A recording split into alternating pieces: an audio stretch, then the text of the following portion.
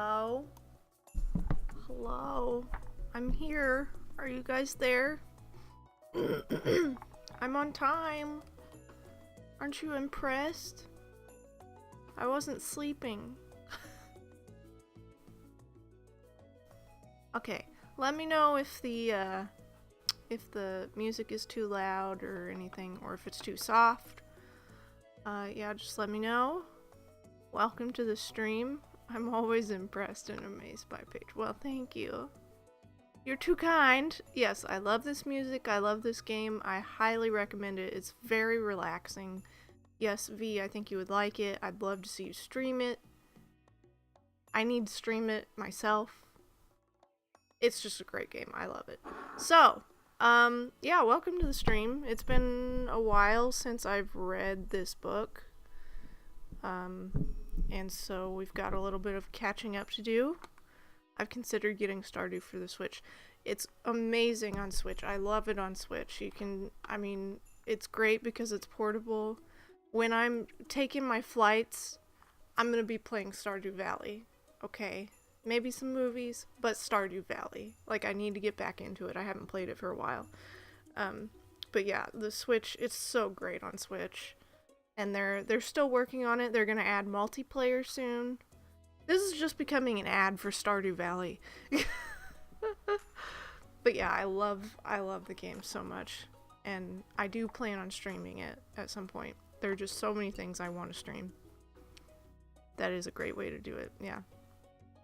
So, okay, to get you guys caught up on what's happening in the book, we are on chapter 10. And,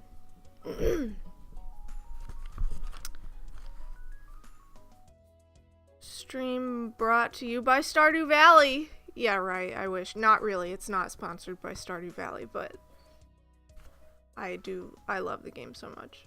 My hair is so long. I'm getting it cut next week and re-dyed. So it'll be bright and blue and more blue, and I think I'm gonna get some in my bangs, maybe, since I'm re-bleaching it. 10, that's way higher than I can count. What did I say about 10? Oh, chapter 10. Ha! Hey, Oxel! Hey, good to see you. Welcome to the stream. Okay, so I'm proud of you for being on time. Well, thank you! Thank you for being proud. Welcome for being proud. Okay, so what's happened in the book is that this lady named Cheryl, who works at the accounting office or whatever it is, she has some dirt on Gleason and what happened with him, and she was telling Nancy about it, and then I think Nancy followed Cheryl when she left Nancy's house, and then she found Chris Gleason trying to kill Cheryl, basically. His hands were around her throat. So that's the point that we're at. We left on a big cliffhanger. You like the ketchup bottle. I'm glad you do. I did it partially for you because ketchup. You're the one who came up with that, so it's in honor of you. Is your Friday frothy so far? Frothy Friday. I like it. If not, way not to listen to me. Way not to listen to me. So frothy. Oxel, I need to say sorry because I gotta leave in an hour for work. Aww. We're happy to have you whenever you can be here, V. It's okay, I missed yours this morning, but I was rewatched Voxel streams. Aww. I'm ready for the reading. Okay, let's get started. I'm ready to ride this railroad. Let's get into it. Let's get right into it. Chapter 10. Chapter 10 of Shadow of a Doubt. Alright, without further ado, here we go. Stop! Nancy cried. Chris was so startled. Chris was so startled that he dropped his hands and took a step back. He tripped over Nancy, who had rushed up to him and landed flat on his back. From a seated position, he glared up at her before pulling himself to his feet. "You'll be sorry," he said in a flat, ominous tone. Then, before Nancy could stop him, he ran out of the apartment, slamming the door behind him. "Are you okay?" Nancy asked Cheryl. Cheryl rubbed her throat and took a deep breath. "I think so." Nancy ran to the window in time to see Chris climb into his car. Within a few seconds, he had his headlights on and was speeding off. Cheryl ran over to Nancy, pulled back the curtain, and watched as the red taillights winked out on Chris's car as he sped down the deserted street. "I don't know what's happened to him," she said, bursting into tears. "I've never seen him like this before. He seems to be possessed." Was there something going on between Cheryl Pomeroy and Chris Gleason? Nancy wondered. "Are you and Chris dating?" Nancy asked, searching Cheryl's face. Cheryl nodded silently. She turned and stared out the window. Then, with a sigh, she started talking. "He made me promise not to tell you," she said softly. "He said I shouldn't trust you. That's what got him so angry, that I went to see you." Nancy drew in a sharp breath. "He was going to attack you just because you visited me?" she asked gently. "As I said, he's changed a lot, but I don't think he would have actually hurt me." Nancy saw uncertainty pass over Cheryl's clear gray eyes. "He used to be such a nice guy, but now he's gotten so serious. Maybe it's because of his father, I don't know. But I can't keep any of this to myself anymore. Oh, Nancy, what should I do?" Nancy reached over and put an arm around Cheryl's shoulders. "I'm sure he's going through a tough time," she said. "Everything will work out." "You think so?" Cheryl's face brightened. "I do," Nancy answered. "I hope you're right, because he's the reason I helped Robert Gleason." Nancy knew she should have guessed. The case was getting more complicated by the minute. "Now he doesn't seem to care about what I've already done for him," Cheryl went on breathlessly. "He just keeps asking me more and more questions. What was in the file? Can I get another copy? He won't let up." The story was spilling out of Cheryl. "I'm telling you, he's driving me crazy." "I'll bet he is," Nancy said sympathetically. She didn't want Cheryl to stop now. Finally, she felt she was getting some real clues. "You feel as if he's using you," she said. "Exactly," Cheryl said, "and he won't let go of this thing. He says he's convinced that someone killed his dad for that evidence. He says that if he can just find it, he'll prove his father was innocent. But in the back of my mind, I wonder if he isn't after the money too." "What makes you think that?" Nancy felt herself getting close to what was making Chris Gleason act so crazy. "Because he went to visit Dennis Lard, and because I know his mother doesn't have much," Cheryl said. "He had to drop out of college because he couldn't afford it. Now he's working as a foreign car mechanic. And all he talks about is how important it is to find the money." "Cheryl, I do think I have to agree with you. Chris Gleason may not care as much about his father's innocence as he claims." A look of fear spread over Cheryl's face. "I know what you're thinking. You're thinking that Chris cares about nothing but the money. But he isn't like that. I know he wants to prove his dad isn't innocent, too. But he is definitely on the trail of the missing money, and he is using us to help him find it," Nancy said. Cheryl put her hands over her ears as if she were blocking out Nancy's words. "I don't believe he's using me," she said desperately. Nancy could see that Cheryl was too confused to think clearly. It couldn't be easy to face those kinds of facts. "Thank you for the hoe, Summer." Couldn't be easy to face those kind of facts about a guy you cared about a lot. Nancy decided to go easy. "Okay," she paused, thinking. "Let's say Chris cares most about proving his father innocent, and he's only trying to find the money because he thinks that will help set the record straight." "I'm sure that's it," Cheryl said quickly. "I know Chris, and I think that's what's going on in his mind." "Then what you've got to do is convince him that I'm really on his side and want to help him," Nancy said. "Can you do that?" "I don't think it'll be easy, but I'll try," Cheryl said slowly. "Good. And from now on, you've got to be honest with me." Nancy put her hands on Cheryl's shoulders and looked her straight in the eye. "Otherwise, we're never going to get to the bottom of this," she concluded. After seeing Cheryl to her car, Nancy stood on the curb and thought for a moment. If Chris Gleason was doing his own investigating, his sister might very well know something about it. There was no guarantee that Kate would tell her anything, but Nancy had to talk to her. Within a few minutes of checking the Gleason's address in a phone book, Nancy was pulling up in front of a nondescript house in a small town just outside of River Heights. She rang the doorbell. Kate Gleason came to the door wearing jeans and a sweatshirt. When she saw Nancy, she didn't look happy. Nancy sighed. She was beginning to get tired of Kate Gleason's attitude, but she had to try to work around it somehow. I'm sorry to bother you, she said politely, but I have to ask you a few questions about your brother. Well, you can't come in, Katie said, flipping her hair behind her ears. I called her Katie, didn't I? My mother is still upset about my dad, and she doesn't want visitors. What do you want to know? She asked, stepping onto the porch and closing the door. Why didn't either of you tell me that Chris was dating Cheryl Pomeroy? Nancy asked. In the yellow porch light, Nancy watched Kate's eyes narrow. I don't see what that has to do with anything. My brother can go out with whomever he wants, she challenged. Of course he can, Nancy admitted calmly. But when the person he's dating also happens to have given important evidence to his father, I think it's relevant, don't you? She asked. Look, Nancy, I don't know what you're talking about. Chris and Cheryl have been going together since their senior year in high school. What they do is their business. Kate stopped short. The significance of what Nancy had told her must have sunk in. What do you mean Cheryl gave my father important evidence? She asked. She told me she did. Briefly, Nancy told Kate about her visit to Mobley and Meyerson and what had happened since then. So, she concluded, there seems to be a lot your brother's not telling you, or anyone else. Kate thought for a moment. I don't get it. What you're telling me just isn't like Chris. He's been a little aloof lately, but I thought it was because of what happened to our dad.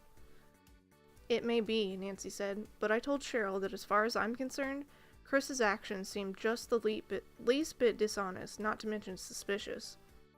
Nancy tried to be as gentle as she could with what could appear to be an accusation. Her tactic didn't work. Kate bristled.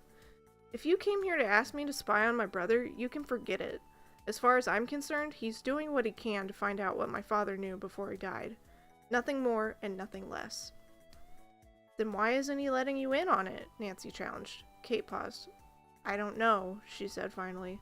Then she changed the subject. Hey, I thought you were on our side. I'm trying to be, Nancy said. There didn't seem to be any way to convince the girl. Sure, by coming here with accusations. As far as I can tell, you haven't found out what really happened to my father, she snapped. You two aren't really helping me, Nancy said, exasperated. Right, Kate said. I should try to help you get my brother into trouble. Why don't you just leave us alone now? We'll manage just fine without you, Nancy drew. With that, Kate stepped back inside and slammed the door shut. Great, Nancy thought as she got back in her car. The Gleason kids are my only lead, and now they think I want to get them into trouble.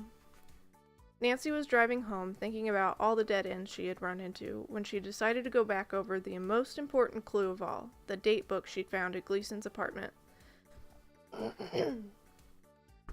The only lead she really had was sitting at home in her desk drawer, and she hadn't looked at it since the first day.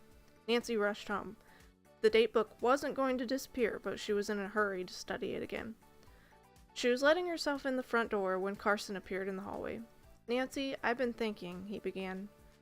Dad, I'm really tired. Can it wait until morning? Nancy faked a yawn. Her mind was already poring over the pages of Gleason's date book. Besides, she didn't want to have to get into a discussion with her father about what she had been doing at Edward Vaughn's office or at Mobley and Meyerson. I want to talk to you a minute, please. Carson put out his hand to stop her. After you left, reporters started calling, he said. Nancy let out a gasp. It's okay, Carson went on. I'm fine. What specifically did they want to know? Nancy asked, sitting down on a step leading upstairs. It seems that all of River Heights is buzzing with the news that I may have suppressed evidence the DA subpoenaed in the Allard trial, Carson said with a sigh. So now the DA thinks you tried to frame Gleason by withholding evidence?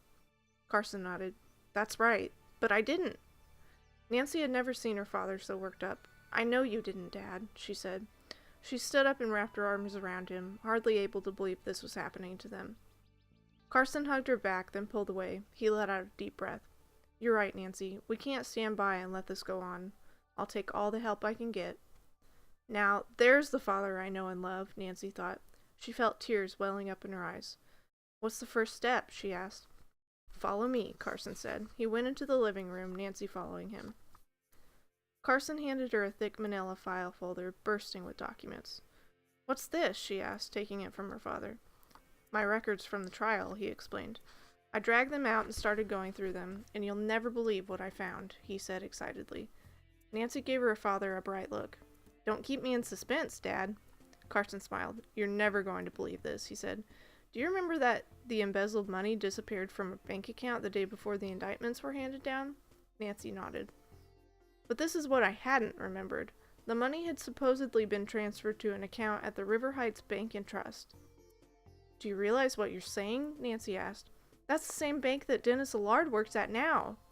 That's right, kiddo. One and the same. Okay, end of chapter 10. Okay, what did I miss here?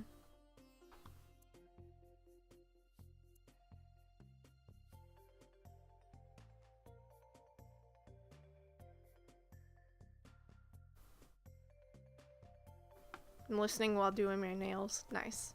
What color? Enjoy getting your nails did by you. What's in the file? What's in the file? Better to be used than useless. I like Dog Pillow. Thank you. Dog Pillow looks so proud. Dog Pillow so majestic. Just like someone else we know. A certain lioness. I like that he's always referred to with his full name, Chris Gleason. I know, right? It's really annoying. This V, I don't think have you been here for any of my other read streams of this book? It's a mess, okay? This writing in this particular file book is terrible. Doi Doi needs a pillow. Doesn't everybody do that?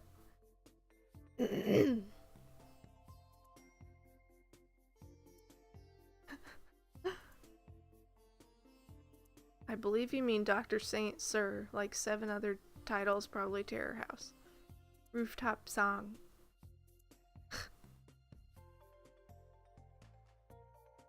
Hair flip. Hi, Summer. There's our dear friend, Ukulele Spirit. Ukulele. Hi again. Sumer.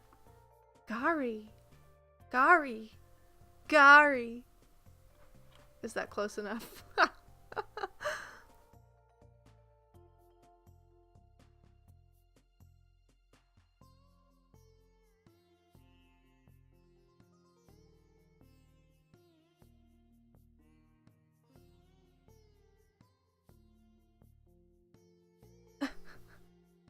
How many chapters are there?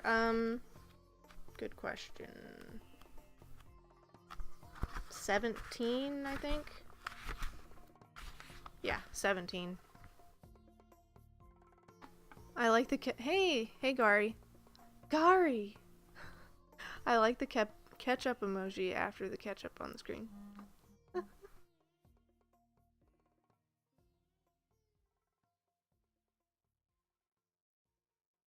I have not, Paige. This is my first book stream of yours, but you're rocking it. Aw, thanks! Well, I'm so excited to have you here. The files seem to be a hit or miss. Yeah, I agree. A lot of the time. Is there anyone that you did enjoy? Yes, but I can't remember which one. I'd have to look at my Goodreads. Yes, the DB. Paige does wonderfully with her read streams. Oh no, Terry, you wonderful. You. I don't know why I need Steve. Okay, there we go. You are wonderful. Wonderful. Wonderful.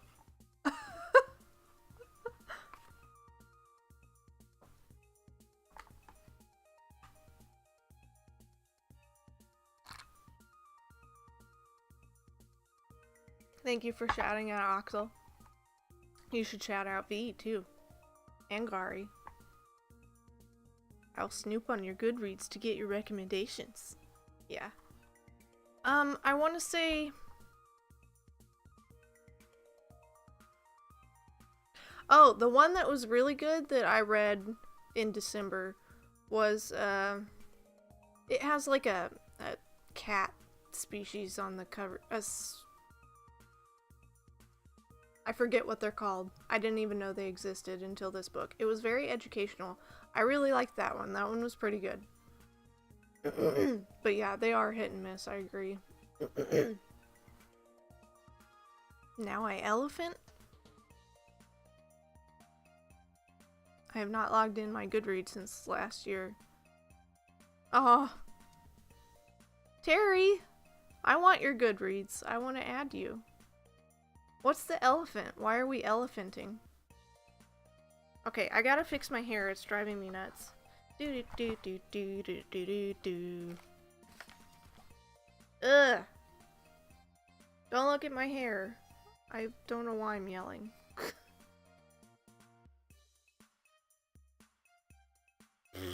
I'm ready to get my freaking haircut. It's too long.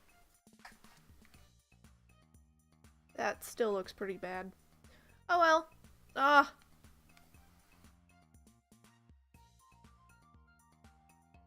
Oh, elephanting? Why is it elephanting and not Steving? Did I miss something?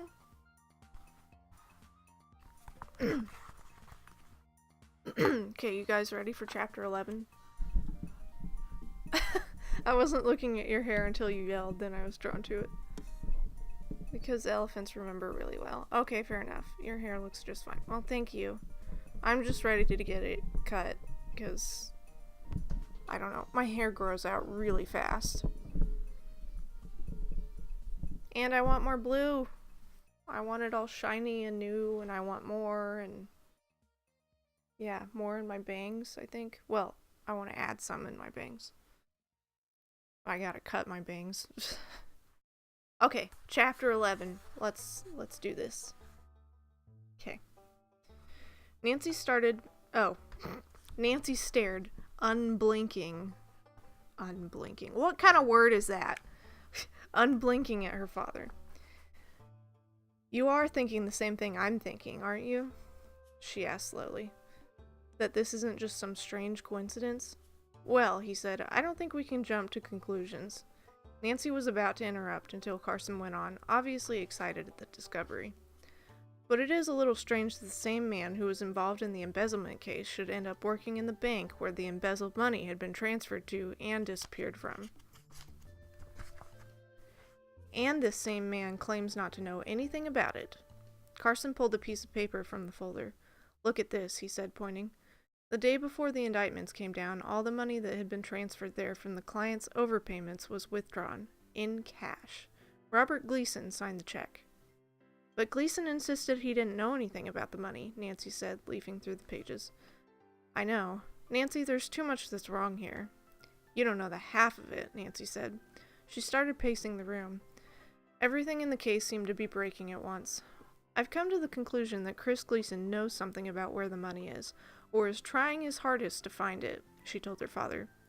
So you weren't with George just now, were you? Carson asked, a grin spreading over his face. Come on, Nancy, I'm your father. I can tell when something's up. Nancy was so relieved her father was finally on her side that the whole story spilled out of her. Dad, I followed Cheryl Pomeroy, she told him. You're never going to believe this, but the reason she gave Gleason the file in the first place was because she's going with Chris Gleason. So 80s. She also told me that Chris has been to see Dennis Allard. It looks like he's obsessed with the money that was never found. Carson rubbed his chin thoughtfully. So you think that his main reason for getting you to investigate his father's death is to lead him to the money? Nancy nodded. I'm going to change my mind again. I think it's time I called the district attorney and told him my side of the story, including all of this about the Gleasons, Carson said firmly. And tomorrow, I'm going to do just that. But Dad, Nancy began. No buts, Carson said. He came over to where she was standing by the fireplace and put a hand on her shoulder. You've done more than enough for now. You are officially off the case again. I know you're trying to help me, but you're in over your head. How many times does he have to say this? I have to think of you. Now you really should get to bed. It's late. Nancy went upstairs. She knew her father was right. He had to call the DA to try to clear his name, if nothing else. But that didn't mean she wasn't going to continue to get to the bottom of Chris Gleason's motives. If he was using her, there was no way she was going to let him get away with it. Nancy was in bed before she remembered Gleason's datebook. I'm really losing my touch, she said to herself. She got up, opened her desk drawer, and took out the small notebook. Going page by page backward from the day Gleason died, Nancy pored over the notebook once more. She saw that Gleason had had appointments with Cheryl Pomeroy, Peter Nicodemus, Dennis Allard, nothing she didn't already know. There had to be something important in the book if Gleason had bothered to hide it. After nearly an hour of trying to find any clue in the notebook, Nancy turned off her light. She decided that the next day she was going to get some answers from the two people who had to know more than they were telling, Chris Gleason and Dennis Allard. I was just about to call you, Bess told Nancy on the phone the next morning. How's your dad? Nancy briefly explained what had happened the night before. I love this song. Are you ready for action? She asked her friend. You bet, Bess answered. Anything. Nancy gave Kate Gleason's address to Bess. Get over there as fast as you can and watch her. If she leaves, follow her. I have a feeling she's up to something, and I want to know what it is. Then meet me and George for lunch at Bonne Cuisine in the mall at 12:30. Gotcha, Bess said, hanging up. Next, Nancy called George, who was also more than happy to help her out. Cheryl Pomeroy, watch out, she said, after Nancy had explained what she wanted George to do. Because wherever you go, I'll be there, she said, laughing. So menacing, George. So menacing. Thanks, George, and let's meet for lunch at Bonne Cuisine at 12:30 to talk about what you found out. Why does she have to repeat all this crap? Nancy hung up the phone and left the house. After the short drive downtown in her rented car, Nancy pulled up in front of River Heights Bank and Trust. She wanted to find out if there was any way to trace the money. Nancy also had to determine whether or not there was any reason to suspect Dennis Allard. A few minutes later, she was standing outside Dennis Allard's office. You just said Dennis Allard. Mr. Allard will be with you in a minute, a young secretary told her, pointing to a chair. Have a seat. Then the girl walked away on stiletto heels. I've seen enough secretaries and receptionists on this case to last me a lifetime, Nancy thought. No one cares, Nancy. No one cares. Nancy walked around the small outer office. From the lone voice inside Allard's office, Nancy assumed he was on the phone. She moved closer to his door, noticing it was slightly ajar. Don't worry, she heard him saying. Everything's under control. Yes, I said don't worry. Then Nancy saw him catch her eye. I'll talk to you later, he said, quickly finishing his conversation. Nancy covered herself by knocking softly on the door. Can I come in? She asked. Of course, Allard said with a smile. Just taking care of some business. What can I do for you today? Still thinking about the Gleason case? He asked. Actually, yes, Nancy answered. I've been thinking about the missing money. Last night, my father told me that the embezzled money had been stashed in the bank. I seem to remember that was the case, Allard said, rubbing his chin. But from what I recall, the money disappeared from here, and none of it was ever recovered. I was hoping you could help me find it, though. It was a long shot, Nancy knew. Banks had all sorts of laws against anyone looking at their records. Allard seemed to read her mind. You realize I can't really allow you to see those records, he said. I know it would be asking a lot, Nancy said, but this is the last time I'll ask for your help. She watched Allard's face for some kind of reaction, but his features remained a blank. I'll hold you to it, he said, smiling. It's a little unorthodox, but I still feel as if I owe Carson Drew a favor. Come with me. As Allard took Nancy down to the bank's record room, Nancy thought about how helpful he was being.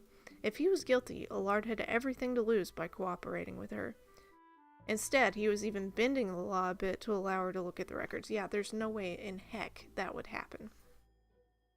That wasn't the act of a guilty man, she thought. In the records room, Nancy saw stacks of computer printouts. Several people were seated at terminals and microfiche readers working on bank statements. Alan here can help you, Allard said, introducing her to a tall young man with thick blonde hair and preppy round glasses. Explain to him what you're looking for, and maybe between the two of you, you'll find it. Nancy thanked Allard and started telling Alan about Gleason's bank account. Let's see, Alan said. His fingers quickly tapped out Gleason's name. 8 years ago, you say? Here it is. With a few keystrokes, Alan had pulled up a record of the account. Withdrawal. Closed out the account. Whew, that's a lot of money to take out all at once. Can you see if there's a record of a deposit around the same day for the same amount? Nancy asked. I'm trying to find out if the money appeared in some other account. Good thought, Alan said. Tap, tap. Nope, nothing. No large deposits into either a checking or a savings account. Are you sure? Nancy felt her disappointment rising. Look, I'm a pro. If I can't find it, no one can. That's why I told the other guy who was here a few days ago asking the same thing. What is it with this account, anyway? You're not from the IRS, are you? Alan looked at Nancy over his glasses. Me? No. Nancy barely even heard the question. What's that you said about the other guy? Mr. Allard brought a kid down here several days ago and told me to help him out the same way. Alan leaned back in his chair.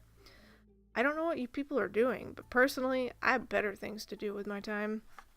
There was only one other person who would be so interested in the account, Nancy realized. Sorry, Nancy distractedly told Alan. I'll let you get back to work. She headed for the door. That kid, was he about 6 feet tall with wavy brown hair and green eyes? She turned to ask. Yep, Alan said. Is he a friend of yours? Sort of, Nancy said as she left. She and Chris Gleason had a lot to talk about, and it couldn't wait another minute. Nancy remembered that Cheryl had said Chris worked at a foreign car shop in River Heights. At the second one she checked, Nancy spotted a familiar figure working under a Porsche up on the lift.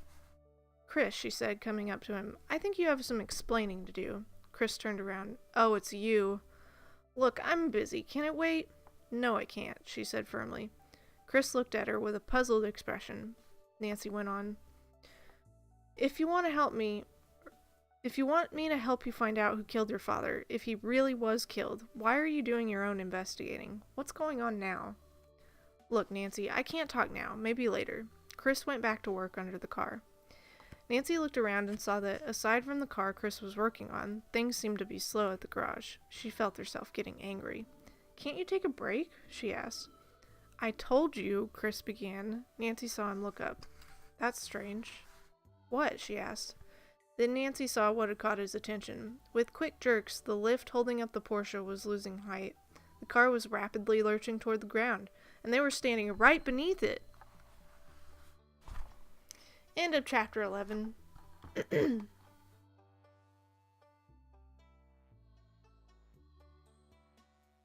Bangin' blue should be the hair color.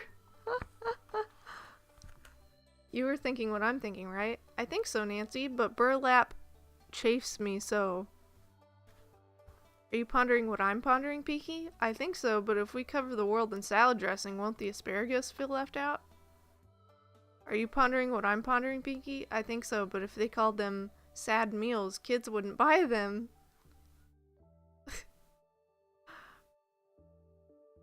I think so, but this time you put the trousers on the chimp. Am I missing something?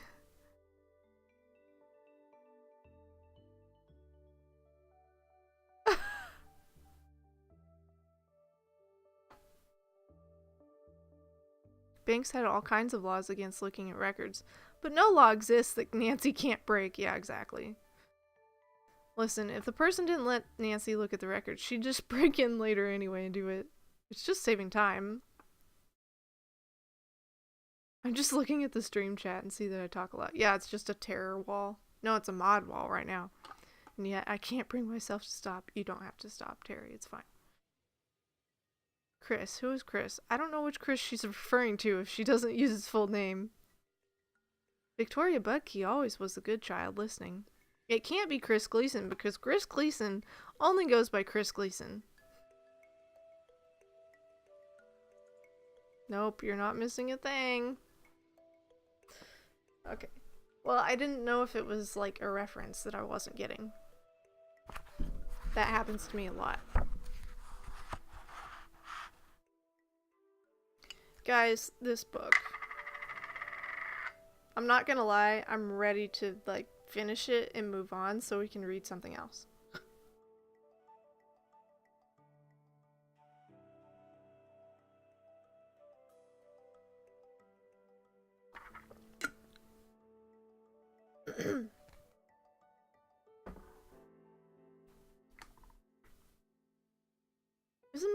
really quiet. I think I'm gonna turn it up a little bit.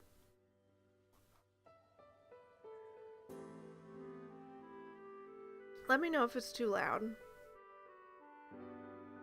What are we reading next? I have no idea. That is a good question. I might have another... How many Chris Gleason spin-off books are there? The music is soft but pleasant. Okay. Pinky and the Brain. Oh, okay. I haven't seen that one. I like the music levels. I think it's slightly distracting. Okay, okay. No worries. Thank you for your input. I appreciate it. Because I definitely can't hear the levels. Okay, let me know if that's okay. I'm not God. Good God, Victoria Budke.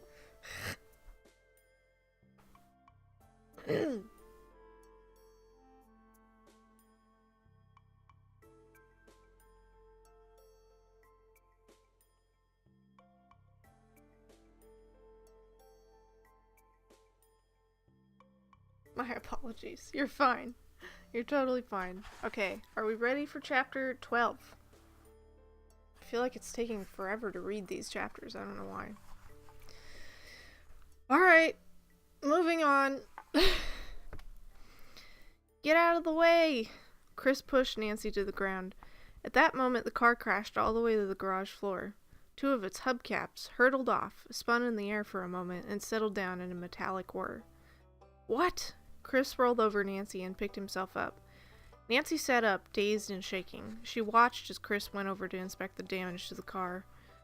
Slowly, Nancy got up off the garage floor, brushing off her jeans. It should say brushing off her mom jeans.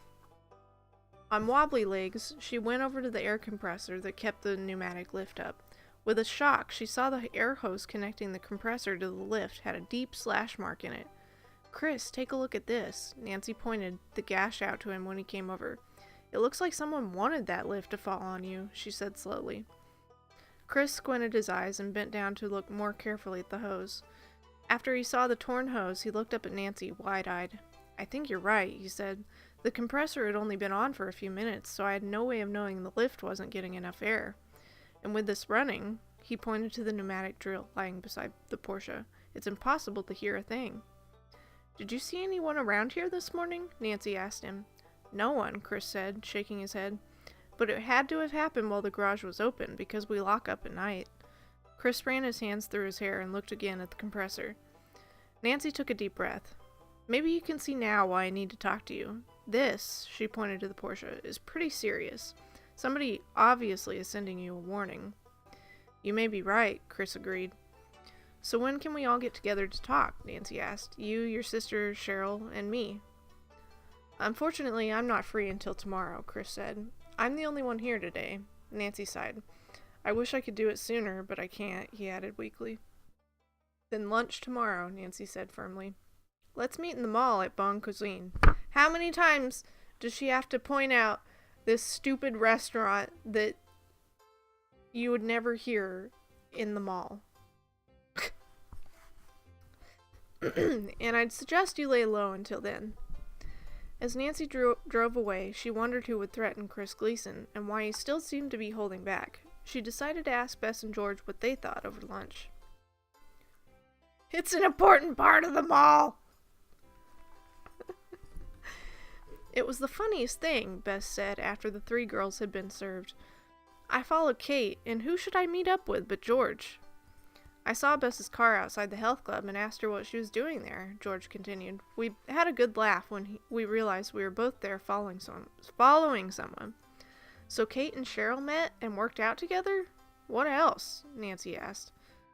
Nothing happened with Cheryl, George shook her head. Cheryl went off to work, very late.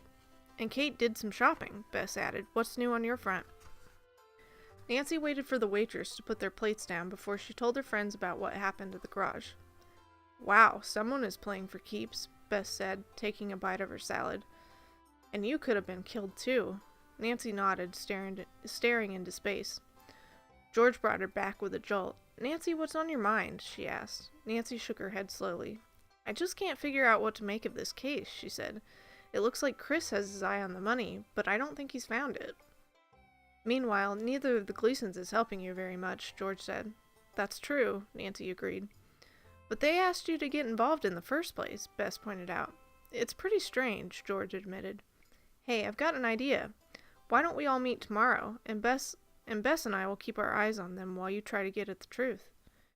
Great idea, George, Nancy said. I've already planned on doing just that. Lunch tomorrow. Here.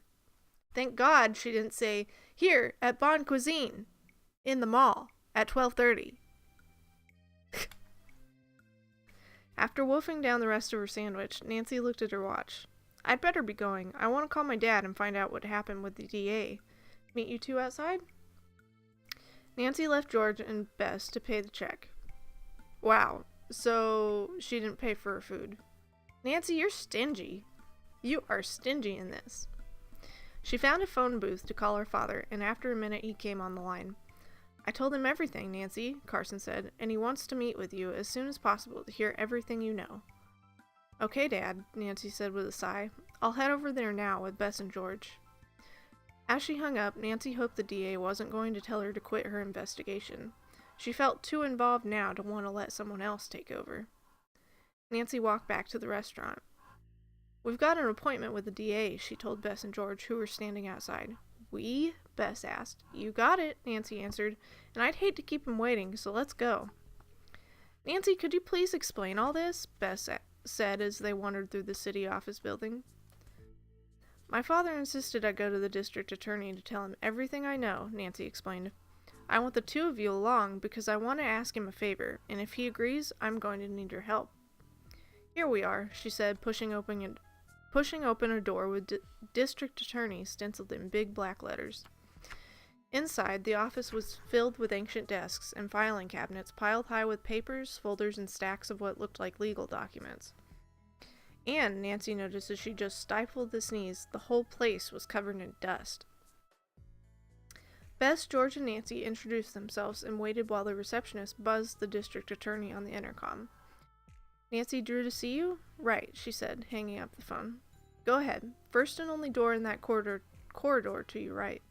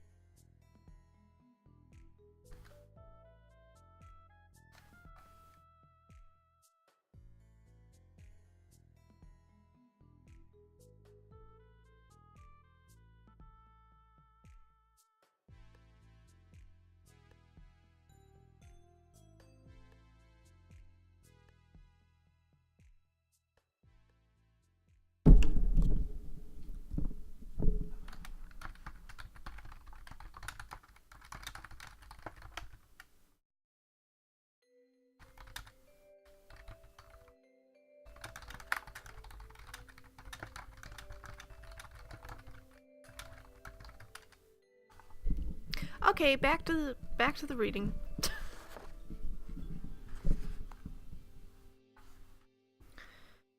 The three friends... Let's investigate. The three friends made their way around several desks crowded together in the middle of the room. Nancy knocked softly on the door. A thin, balding man, only slightly taller than she, opened it. Joseph Levine, he said, offering his hand. Nancy Drew, she said, and these are my friends, Bess Marvin and George Fain. It's a Mr. T. Okay. Nice to meet you, Levine said. Come on in. Sorry about the mess, but somehow cleaning up never makes it to the top of my list of things to do, he laughed. After Levine cleared papers off 3 chairs, the girl sat down. Now that we're all comfortable, Levine said, why don't you tell me why you're here? Mr. Drews explained a little bit, but I'd like to hear it straight from the detective's mouth, as it were. Levine laughed again. He's proud of himself. Nancy smiled. Then she took a deep breath and launched into a description of what had happened over the past few days.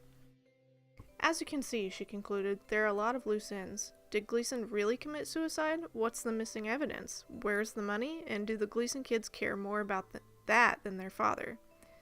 And, the DA added, was Robert Gleason guilty in the first place? Exactly, Nancy said. Bess and George had been silent while Nancy told the story. Now George let out a half sigh, half whistle. How do you do that? I can't, it's not possible. I hate this writing. To hear you tell it that way, Nancy, I just realized how messy this case really is, she said. Not really, the DA said. It seems to me that the first thing we have to do is find out whether or not Gleason killed himself. I'll take care of that side of the investigation. Joe Levine got up from behind his desk, came around in front of Nancy, and sat on his desk. He looked her straight in the eye. Your father said he didn't want you to be involved in this anymore. You know that, don't you? He asked. Nancy swallowed and looked down at her feet. I know, but it's really tough when your own father's career could be on the line, she said. I agree, Levine paused. I'm required to investigate all the sides of the law. You know there may be proof that your father suppressed evidence 8 years ago? Nancy nodded. Bess and George were silent. That story was never supposed to be leaked. It's an ongoing investigation, and Carson Drew has yet to be charged. He shook his head. But it happened. Meanwhile, I don't have any authority to take you off the case. The three friends exchanged a look. That's good news, Nancy said, relieved. I do have some advice for you, though, Levine said firmly. No more funny business. Anything you learn, you tell me. It'll only help your father, he pointed out. Nancy looked down and bit on her lower lip. She was thinking about Gleason's notebook back home in her room. Then I guess I should tell you, I took something from Robert Gleason's apartment. What? Bess and George said in unison. She explained to Levine and her friends about the notebook. When she was finished, Levine said simply, with no room for argument, You'd better return it first thing tomorrow. Nancy nodded. I promise, she said. I have one more favor to ask. Would it be all right if my friends and I did a little research in the trial archives? Bess and George looked surprised. Joe Levine rested his chin between his index finger and the palm of his hand.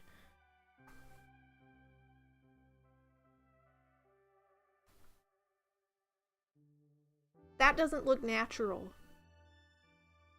This writing is so awful. It's driving me nuts.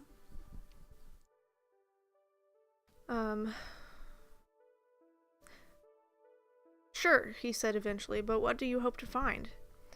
Remember the evidence Cheryl Pomeroy found? Nancy asked. Levine nodded. Well, she went on, it's been bothering me. I just can't figure out what it might be. And you want to go through the old trial records to see if there isn't something missing? Levine concluded. Right, Nancy said. I doubt anything will turn up, but it's the only way I can think of to figure out why Gleason got so excited about the evidence, and why someone might have killed him for it. If he was killed, Levine said, staring hard at Nancy. That remains to be proven. 2 hours later, Nancy, Bess, and George had plowed through hundreds of pages of transcripts from the trial, and several notebooks full of descriptions of exhibits that had been introduced. I don't think I can take much more of this, Bess said. This is so boring. On television, trials always seem so glamorous. Who would ever have thought that they were mostly a lot of paperwork? You said it, George agreed, rubbing her eyes. I'm still not sure what we're looking for here, Nancy. I wasn't sure either, George, Nancy said, but I think I found something that may be important. Read this. She handed George a page of the trial transcript. George's eyes quickly scanned the page. It looks to me like more of the same. Gleason insisting he's innocent, that he's been framed. But without any proof, what good is it? George, you just said the magic word. Proof, Nancy said excitedly. Gleason told Cheryl that the file she gave him would prove that he was innocent. So what kind of proof would he need? Proof that he didn't do the embezzling, that the program the prosecution accused him of writing he hadn't written. Take a look, she pointed to a spot in the trial transcript. Bess and George quickly scanned the page. You just said that. From what I can tell, Gleason claimed there was a real program written for a set of phony books, kept by the real embezzler, George said. And that program they say he wrote was part of an elaborate frame, Nancy concluded. Hold on, Nancy, Bess said. I'm not sure I follow. What you're saying is that there were two programs written with phony books. One that was used only to frame Gleason, and one that was really used by the real embezzler? I know it sounds crazy, Nancy admitted, but it's the only answer. Nancy, Bess squeaked, do you realize what that means? That Gleason was innocent, Nancy finished for her, and Dennis Allard was guilty after all. Okay, chapter 12.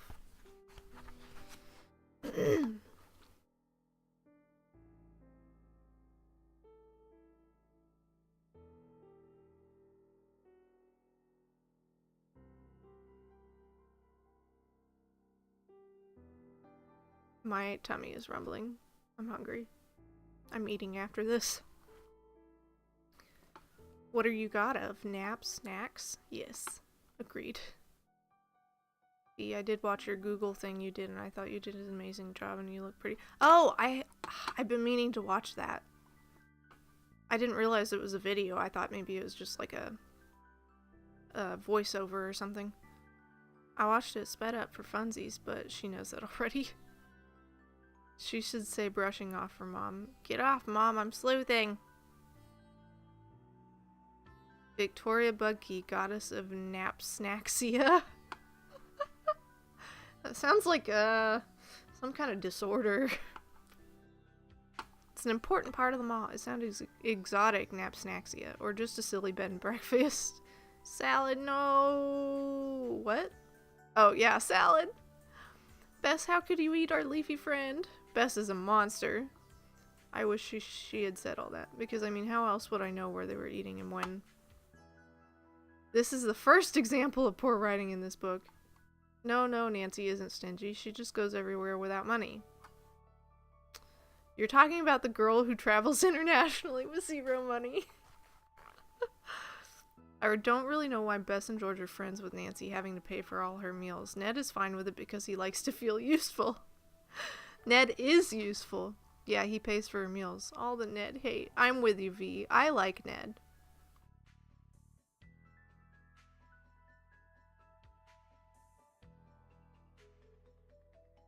It's what Nancy would drew. I have no hate for Ned, it was just my narrative at the time. Mr. T seems legit. Thanks for forgiving me for my wrongdoing with my creative writing. I think the writers in this book just combined words and actions as if they were common things everybody does. The problem is that's lazy writing, and I was taught this even in high school. I was taught this, that like writing those cliches, like, I don't know. I don't know if I've heard this song. Like, I can't think of any off the top of my head. But there are plenty in this book that, like, if you think about literally, it sounds so stupid. You can't literally do some of these things. And why would you write that? Like, it's just lazy writing. It's just taking something that's commonly said that doesn't actually make sense and just putting it in the book because you don't know what else to say. Just to fill space. It's terrible. I hate it. But since they never left their desk, nor did they have any friends, they had no idea how other people acted. I don't know what the in before thing means. Nancy randomly is described as astutely licking her elbow. Oh. Welcome for laughing. Right, Nancy said as she twirled her eyeball with her tongue. Exactly. Read this, George said as she poured the book onto Nancy. Sometimes even I wonder why I gotta go on my tangents. Because you have a point. And that's okay. It's a series of videos to teach a skill. Oh, okay. I have a disorder of napsnaxia. A disorder in which one requires a snack and their bed. I'm just waiting for her to see my nonsensical combinations. They were pretty good. I like them a lot. I approve.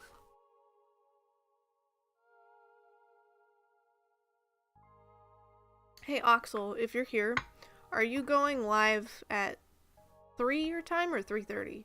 I can't remember. Okay, friends, I gotta head to work, but thanks for reading. I'll see you guys later. Love you guys. Aw, thank you for being here. I hope you have a good day at work. We love you too. Be safe. Yes, drive safe. Have fun. All that jazz. I know work's not fun, but I'm so glad you were here. Thank you.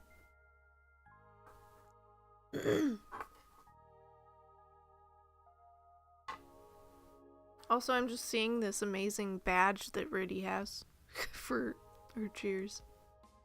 That's fun. Also, I realized that the emote, I didn't even think about this, but it goes perfectly for read streams. It was meant to be. Sorry. Oh, I better not be getting hiccups. Oh no, I think I am.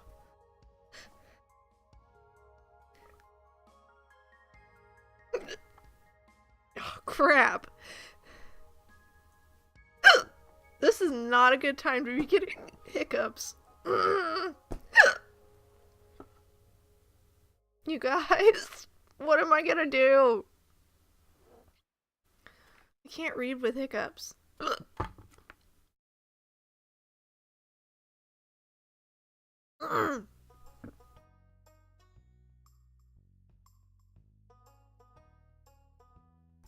My eyes are watering.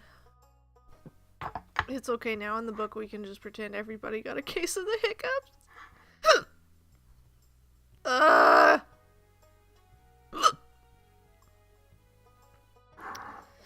Well, now you know what I sound like when I hiccup. Oh, it's making my eyes water. Welcome for hiccuping. Ow. This is the kind that's making my tummy hurt. Probably because my tummy is empty. You're the culprit. Yeah, I think that would be a little anticlimactic. You know what I'm saying?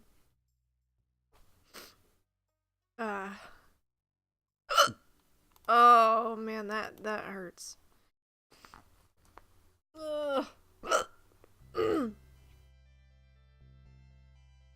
I don't know what to do to get him to go away.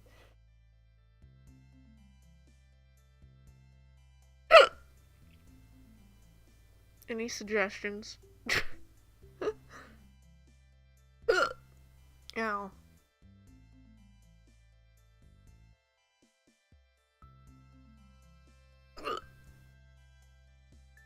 Anti-climactic.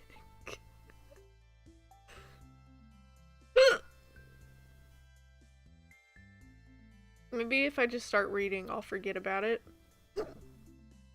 Or not.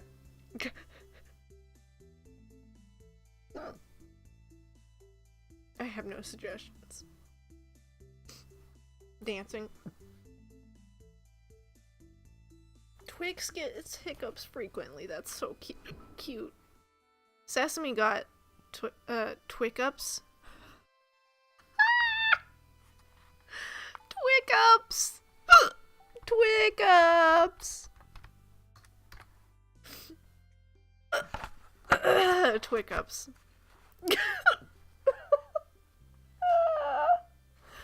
Sesame got hiccups the other day.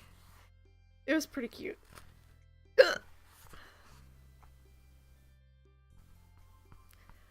Hello, I thought that it was a sob at first. Hi, Shannon, I have the hiccups. Welcome for joining. I'm trying to read, but it's really hard when I have the hiccups. And my hair is annoying me. It looks stupid. Ugh.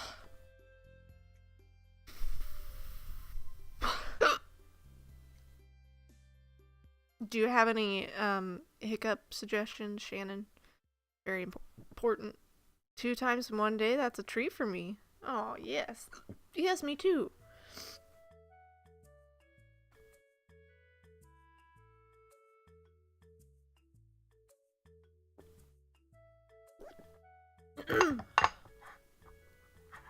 reading with hiccups. Extreme reading!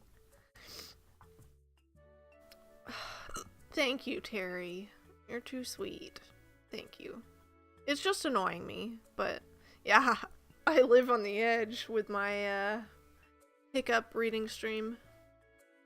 My twick up reading stream. That's what this is.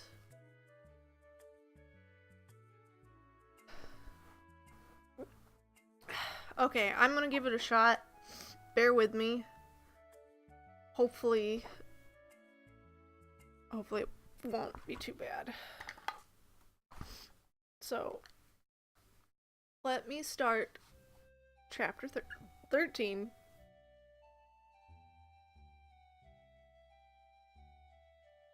Life is on pause, it's read stream time. Well, it's true. I don't want to sit here and take up so much time.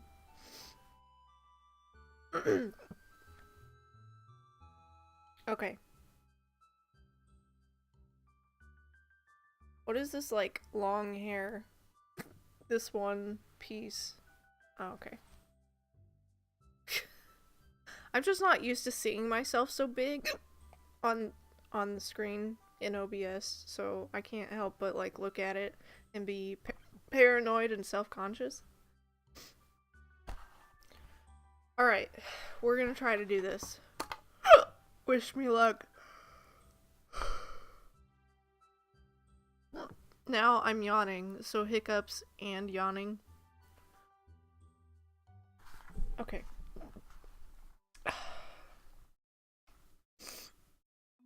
Okay. Good luck. Thank you, I need it.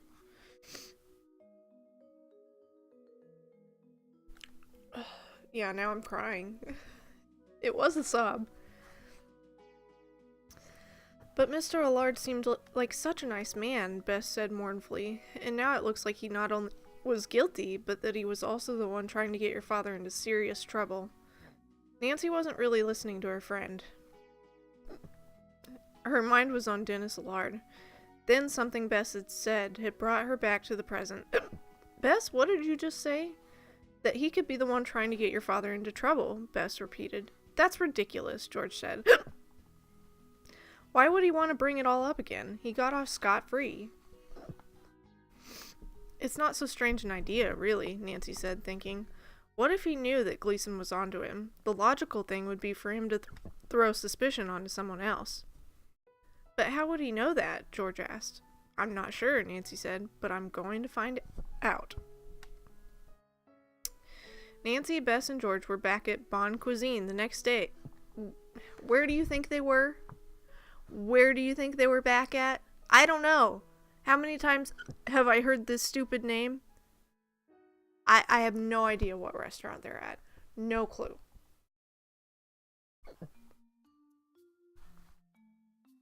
I think they were back at Pizza Hut.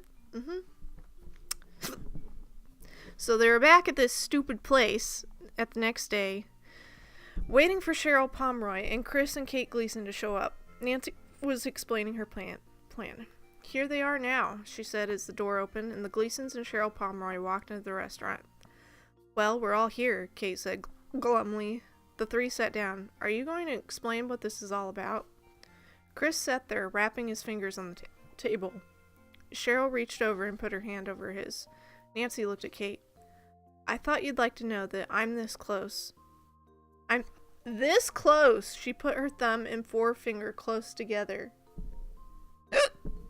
to solving the case. That's great, Kate blurted out. I can't believe it. Do you know who killed my father? Nancy shook her head. That I still don't know, but the district attorney is working on it, and he's going to let me know as soon as there's some kind of proof. It looks like you're missing all kinds of proof, Chris challenged. Don't you think you're jumping the gun? How can you pretend to be close to solving the case if you don't even have a suspect? He jutted out his chin and squinted his eyes.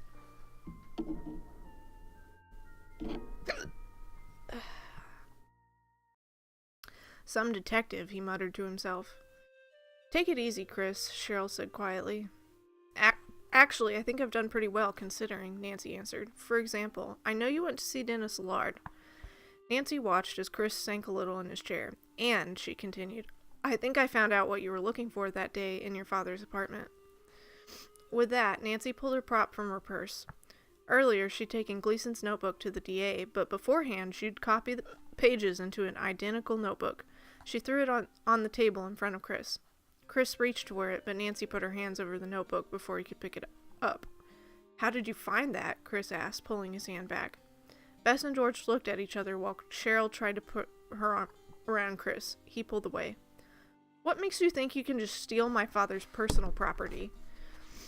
That's not as important as why, if you really want me to... That's not as important as why.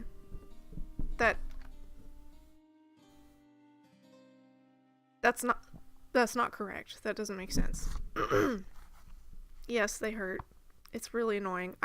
I'm really hungry too. Here, let me correct it. That's not as important as to why, if you really want me to solve this case. You're working... What? That's not as important as why, if you really want me to solve this case, you're working on your own and won't tell me anything. Okay, I understand the sentence now, but it's terribly structured. That's not as important as why, if you really want me to solve this case, you're working on your own and won't tell me anything, Nancy answered. She wasn't going to let him get the best of her this time. Chris sighed. All right, he said. I did go see Allard, but there's a good reason why I did. I thought the evidence might have something to do with the missing money, which is why I went to see Allard. But how did you know about the notebook? George asked. For as long as I've known my father, he's kept a date book in an ordinary notebook like that, he explained. It was one of his idiosyncrasies. I don't think that's an idiosyncrasy. I think that's pretty normal. That's a pretty normal thing to do. Nancy leaned on the table and gave Chris a long, hard look. I agree with you. There's probably a clue here about where your father hid the evidence Cheryl gave him, but I couldn't find it. But if you give it to Chris, Bess pointed out, there's a chance he might find something you missed. I might. I know my father's habits pretty well, and I'd recognize something that was out of the ordinary, Chris said. What makes you want to trust us now? Cheryl asked. Nancy scanned the Gleasons' faces. It was a good question. She waited and could see that Kate was holding her breath expectantly. I don't know, Nancy said finally, but I guess I have no choice. There's one thing I'm still worried about, though. What's that? Kate said anxiously. The money. I want to know for certain it's not the money you're after, Nancy said. I know it probably looks that way, Kate began. You've got to believe me when I say I'm only interested in clearing my father's name, Chris said earnestly, and finding out who killed him. I've got to get a tissue, but I don't think I have a tissue near me. I'll be right back, you guys. Oh my gosh, my hiccups. Okay, I'll be right back. Sorry. Just a second.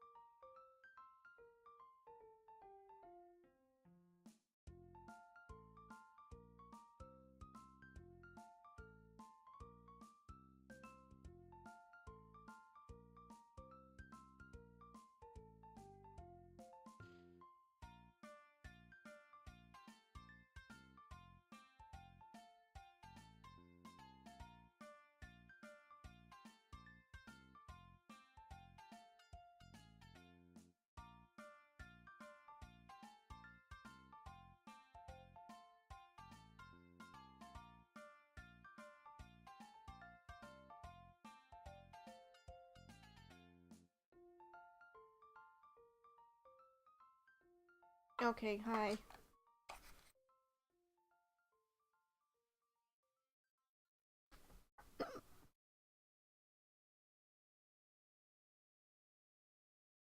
Did we run out of music? Oh, no. Okay.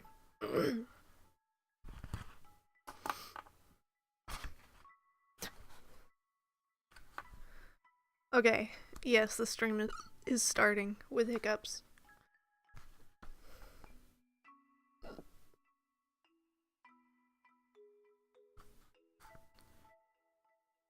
Nancy glanced at Bess and George. So far, the Gleasons hadn't been the most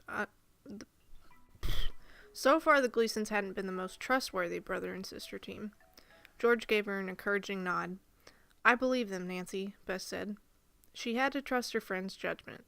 Take the notebook, Nancy said, and do whatever you can to find a clue about where the evidence might be. Before we can clear your father, we have to find the evidence or the money, or both. It's the only proof we've got. Kate got up to leave with her brother and his girlfriend. Thank you, Nancy, she said, giving her a wan smile. I know we haven't given you anything but trouble, and I'm sorry. I really didn't trust you until you gave us the notebook just now. From now on, we're going to work as a team. I promise. Scout's honor, Chris said, holding up 3 fingers. We'll be on our best behavior from now on. He put his arm around Cheryl, who smiled for the first time since they had all sat down. Okay, that doesn't explain why he was assaulting his girlfriend.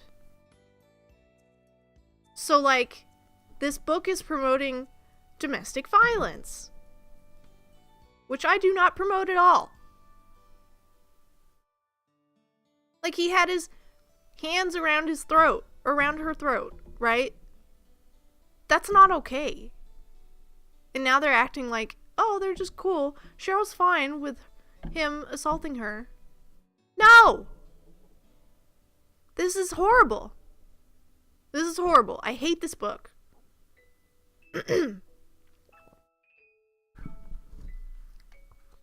Okay.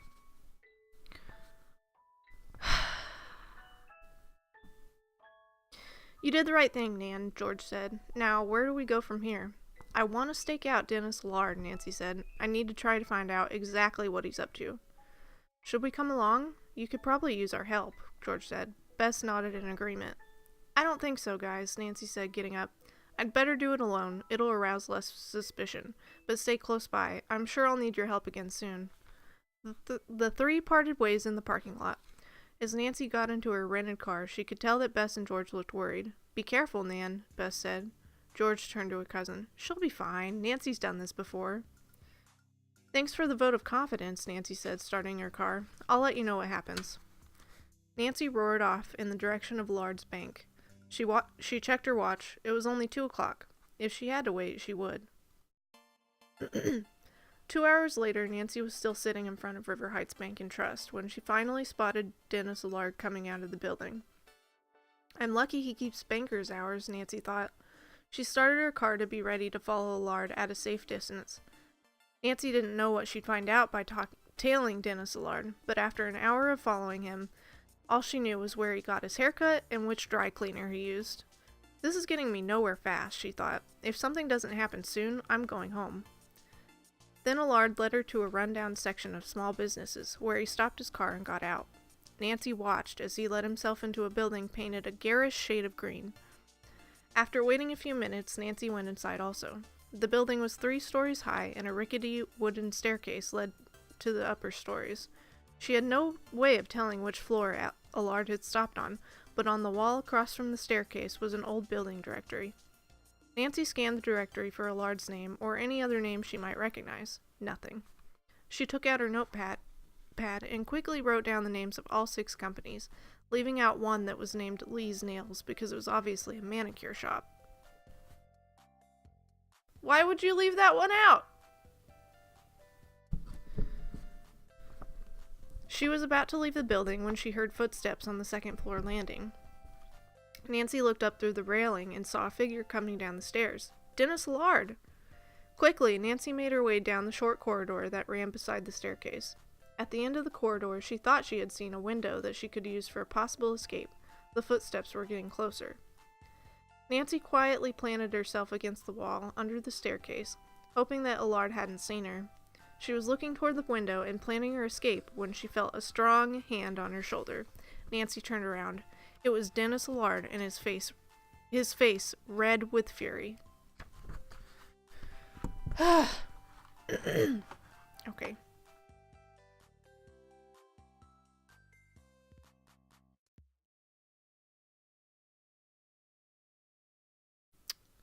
We believe in the page master. I think it worked. I think it worked. I just say lots of things until something seems good or fantastic. It's like how I do everything. Writing, streaming, talking. You know where Nancy and Co. haven't been in a while? Bon Cuisine. You a writer? I wish they would go to Bon Cuisine again. I do short stories for funsies. Welcome for being back, Oxel. Typical RJ return joke to Oxel. RJ can be short for return joke. Nice. Me too, terror short stories. Hey, for this book's writer, it's an idiosyncrasy to breathe with one's nose.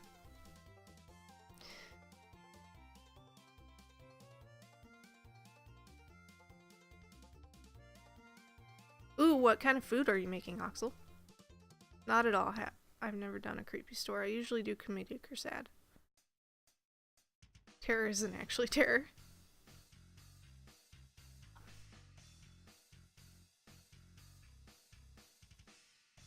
It's up to you as Nancy Drew. Am I a limited run DC series? Yeah, I hope the bot continues to work. It's ridiculous. Because there was a 7-issue series called Identity Crisis in the DC universe. I'm glad you don't promote that. Preach, Paige. It's ridiculous! This book is terrible. I mean, it was written in the 80s, but that's no excuse. Pastor Pagey's preachings. Pagey sounds like a no-effort nickname. Yeah, my dad calls me Pagey. Or Pager. Pager. I think most horror is amusing, so while I may at times use horror elements, I'll make it comedic. Because manicurists can never be evil. At that point in time, I think the writer was just showing off they knew the word manicurist. Hey, Shroom. Thank you for shouting out, Shroom. Welcome.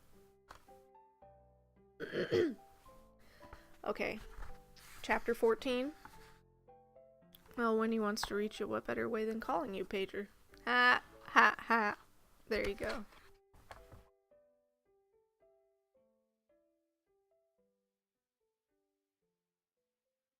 Okay. Silly hair. Chapter 14. Mr. Allard, Nancy said, trying not to stammer. What a coincidence. It's so funny we should run into each other here. It is, isn't it? Allard asked, giving Nancy a strange look. I'd better come up with an excuse fast, Nancy thought. My favorite manicurist of all time has her shop here. She used to be closer to my house, but then she moved and I couldn't find anyone else who had such a gentle touch. Nancy rattled off her story. Maybe Allard would buy the flighty teenager routine. She must be good if you came such a long way, Allard remarked, looking closely at Nancy.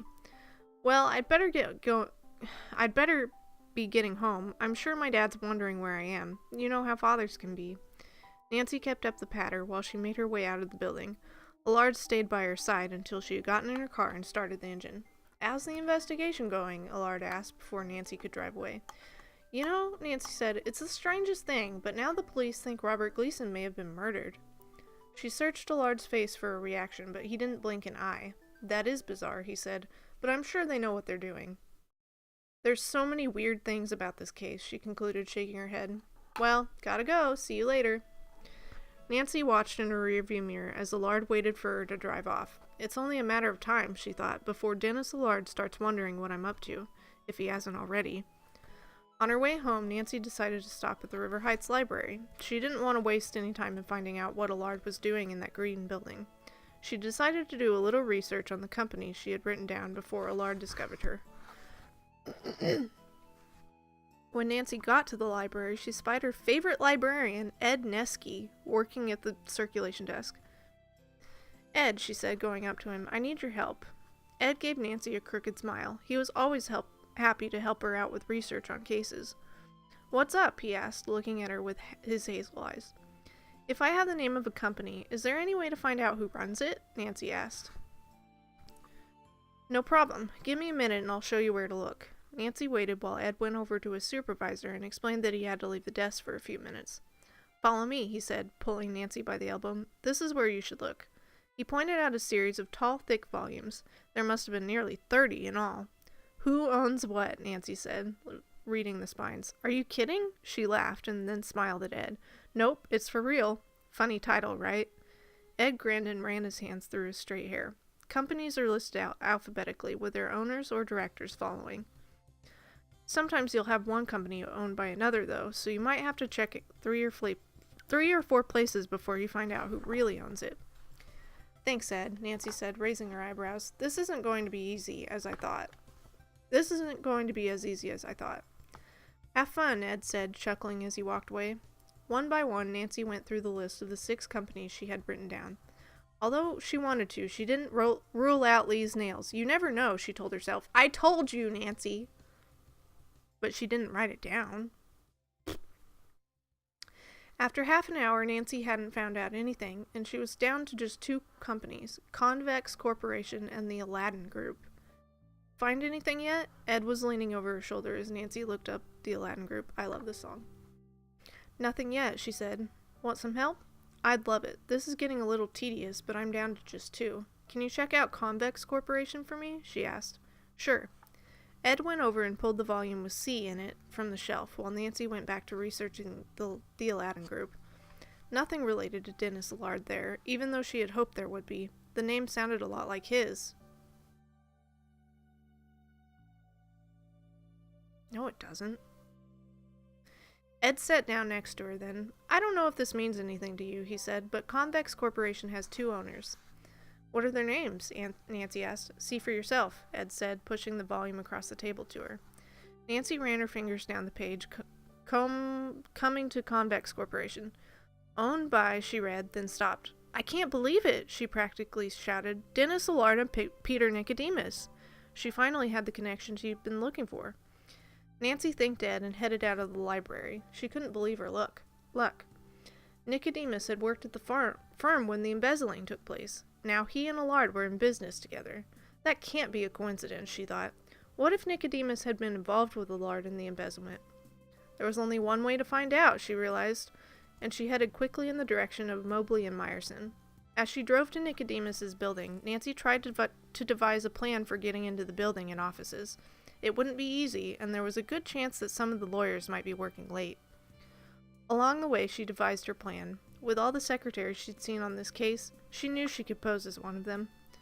Getting past the security guard in the lobby was easier than she thought it would be. She told him she was a temporary secretary and that she had left her purse in the office. He let her by without even making her sign the building register. At first, Nancy was going to take the elevator to Nicodemus's floor. Then she realized it would be easier to get into the offices if she went to the floor below Nicodemus's and took the internal stairs. When the elevator doors opened on the 14th floor, Nancy saw her opportunity. One of the cleaning crews had left an oversized trash can on wheels outside the bank of elevators. Nancy put on a pair of rubber gloves she found hanging over the trash can and wheeled it through the firm's glass doors. If anyone asked her what she was doing there, she'd answer that she was a new member of the cleaning crew. After a few wrong turns, Nancy found the firm's internal stairs and dragged the garbage can up the short flight. She made her way in the direction of Nicodemus's office. Most of the lights were out in this part of the firm. Nancy heard a few voices at the end of the hallway, but realized they were coming from the opposite direction of Nicodemus's office. Quickly, Nancy pushed the garbage can down the hall and stopped outside Nicodemus's office. She tried the knob. The door was unlocked. Slowly she inched the door open, her heart pounding. Nicodemus wasn't inside. All the lights were on, but Nicodemus wasn't there. You just said that! Nancy hurried over to his desk. There she saw an employee file and several pink message slips laid out on the top of it. Nancy quickly opened the file. It belonged to Cheryl Pomeroy. Maybe Nicodemus suspects something's up with her, Nancy thought. Then Nancy picked up one of the message slips. It was a reminder that Dennis Allard had called. The time on the slip was right after Allard had caught Nancy in his building. She scanned Nicodemus's bookshelves and ran her eyes over his desk. Then she started searching through the other papers on his desk. Before Nancy could start on anything, she heard voices in the hallway. She stood perfectly still and listened. They were moving closer and closer toward Nicodemus's office. Nancy held her breath. She was about to be caught red-handed in Peter Nicodemus's office. Was Nicodemus there? Oh my god, you guys. Did anyone proofread? Yeah, really. This is so bad. Like, I'm astounded at how bad it is. I don't know if we can finish it today. I don't know. I think we should just go ahead and finish it today, because I want to be done with it. I'm gonna be honest.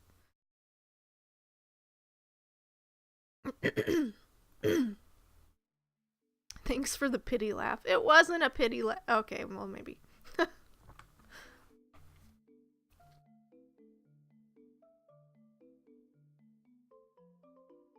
Yeah, it's 17 chapters. Why is this poor research librarian stuck at the circulation desk? Exactly!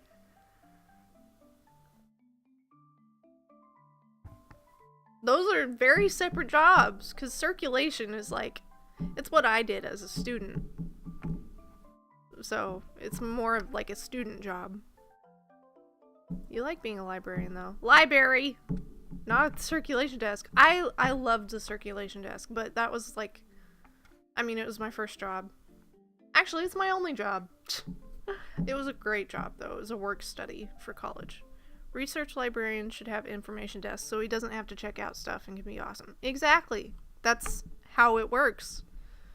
This book is ridiculous. It's so inconsistent. It's inaccurate. It's terrible writing. 1 star so far, you guys. Oxel is also awesome, no matter what. Oxel speak. The book needs to make it clear if Nicodemus was there or at Bon Cuisine. When we go into Bon Cuisine? You still have 45 minutes. Go finish. Okay, you're streaming at 3:30 then. Was the chapter finished? I guess it is. So, applause chapter 14. Thank you. Yeah, let's finish this darn thing. 1 star, not enough Bon Cuisine references. Exactly. Woo! I like this song. Poor indie book. These are just hit and miss, like Gary said earlier. And this one is a miss.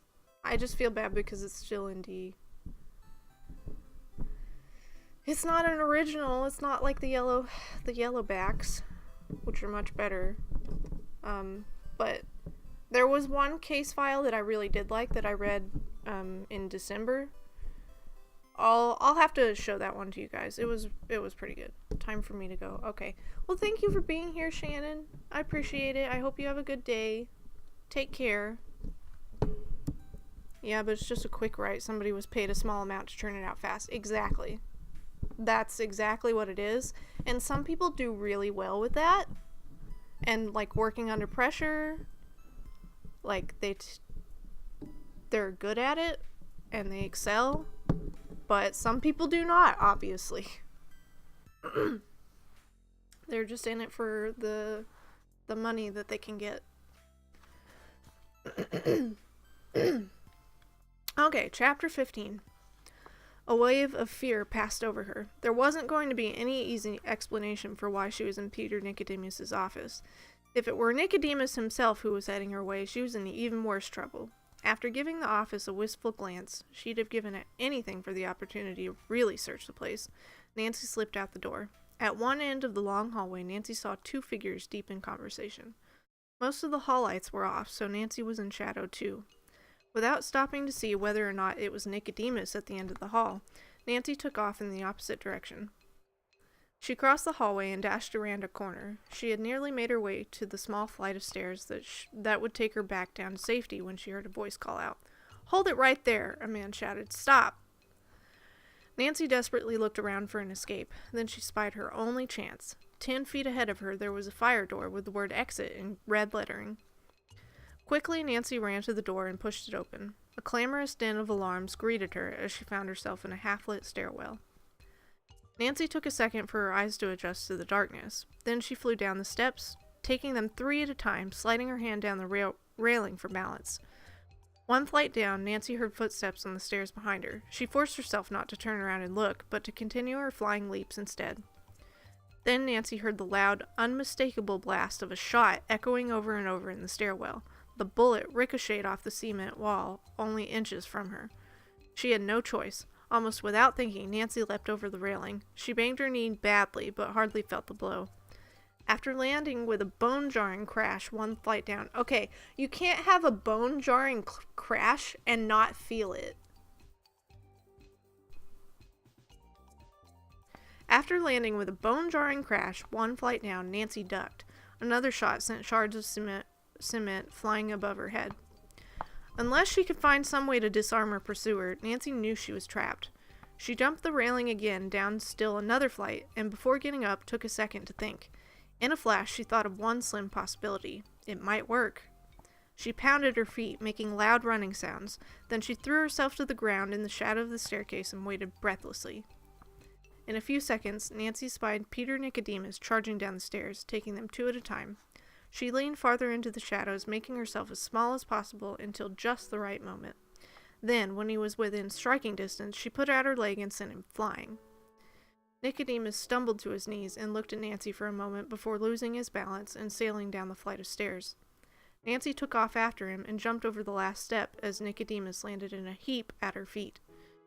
Before he had the chance to reach for his gun again, Nancy raised her right arm and brought it down with a resounding crack right between his shoulder blades. The man sank down again, this time unconscious. Really? Really? Didn't she say he was like over 6 feet?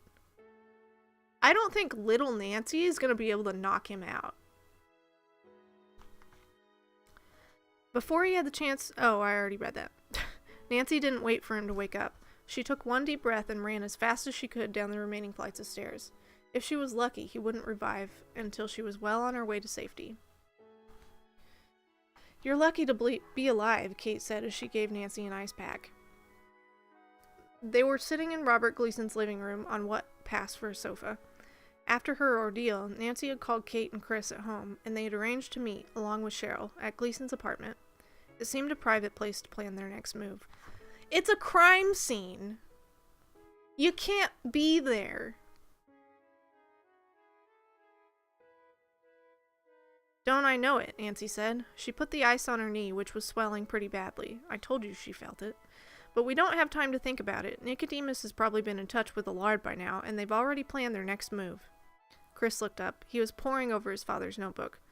"I wish I had some good news," he said, "but I haven't been able to come up with anything concrete." Kate's eyes grew large with either fear or disappointment, Nancy couldn't tell, but she knew they had to come up with something fast. "Go over it again," Kate said, wringing her hands. "We've got to find that evidence." "I've tried, but there's nothing here except what we already know. Appointments with Cheryl and Allard, errands, notes." "What do the notes say?" Nancy asked, hobbling to the table and leaning over Chris's shoulder. "Lawyer, Drew, Allard, D.A., Bank, Vaughn. I'm telling you, there's nothing here except gibberish." "That's not gibberish." "Wait a minute," Nancy said. "Let me see." Nancy quickly went back to the day Gleason had an appointment with Allard, then flipped the pages forward one by one. Why, she asked, would your father have gone back to River Heights Bank and Trust the day before he died if he'd already met with Allard? It wouldn't have done him any good, unless he wanted to try to trace the money as you and I did."